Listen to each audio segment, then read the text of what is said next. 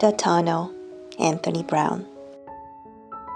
Once upon a time, there lived a sister and brother who were not at all alike. In every way, they were different. The sister stayed inside on her own, reading and dreaming. The brother played outside with his friends, laughing and shouting, throwing and kicking, roughing and tumbling. At night, he slept soundly in his room, but she would lie awake, listening to the noises of the night. Sometimes, he crept into her room to frighten her, for he knew that she was afraid of the dark. Whenever they were together, they fought and argued noisily, all the time. One morning, their mother grew impatient with them.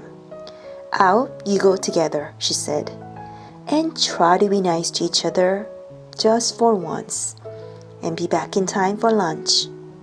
But the boy didn't want his little sister with him. They went to a piece of waste ground. "Why did you have to come?" he moaned. "It's not my fault," she said. "I didn't want to come to this awful place. It scares me." "Oh, you baby," said her brother. "You are frightened of everything." He went off to explore. "Hey, come here," he yelled a little while later. She walked over to him. "Look," he said. "A tunnel! Come on, let's see what's at the other end."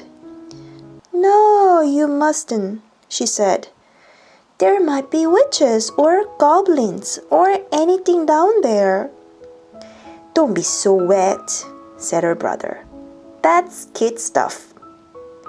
"We have to be back by lunchtime," she said.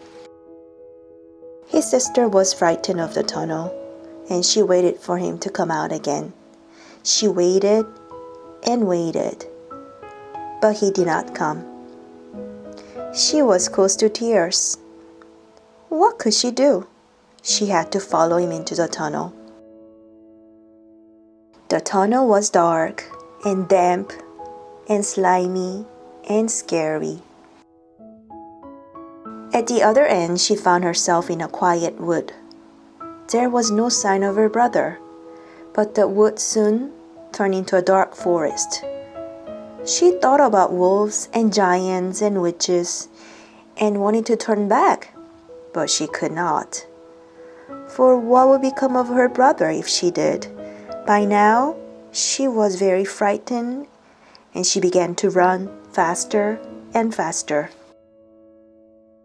Just when she knew she could run no further, she came to a clearing. There was a figure, still as stone. It was her brother. "Oh no," she sobbed. "I'm too late." She threw her arms around the cold, hard form and wept. Very slowly, the figure began to change color, becoming softer and warmer. Then little by little, it began to move. Her brother was there. "Rose, I knew you would come," he said. They ran back, through the forest, through the wood, into the tunnel, and out again, together. When they reached home, their mother was setting the table. "Hello," she said. "You two seem very quiet. Is everything all right?" Rose smiled at her brother, and Jack smiled back.